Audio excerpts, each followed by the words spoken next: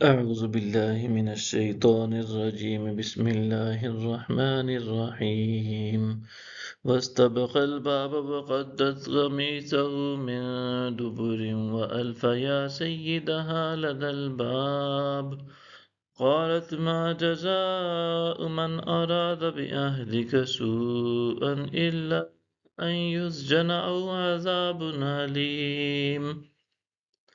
اور دونوں دروازے کی طرف دوڑے اور اس نے ان کا قمیض پیچھے سے پھاڑ ڈالا اور دونوں نے اس کے خاوند کو دروازے کے قریب پا لیا۔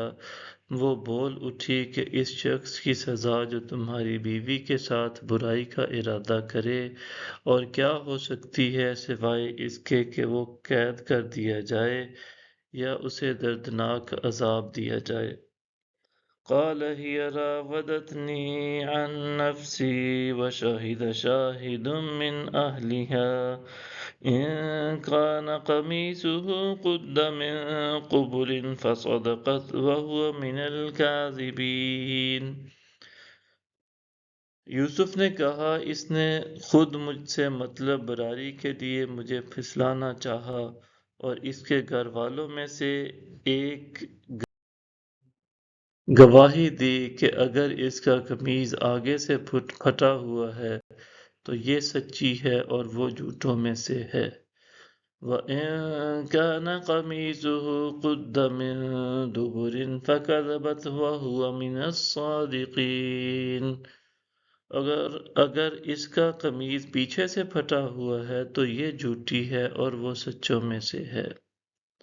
فَلَمَّا رَأَىٰ قَمِيصَهُ قُدَّ مِن دُبُرٍ قَالَ إِنَّهُ مِن كَيْدِكُنَّ إِنَّ كَيْدَكُنَّ عَظِيمٌ۔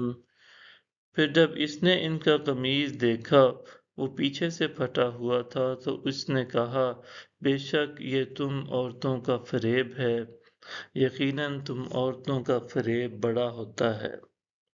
یوسف اعرض عن هذا واستغفری لذنبک انک کنت من الخاطئین۔ اے یوسف تم اس بات سے درگزر کرو اور تو اپنے گناہ کی معافی مانگ، بے شک تو ہی خطا کاروں میں سے تھی۔ صدق اللہ العظیم۔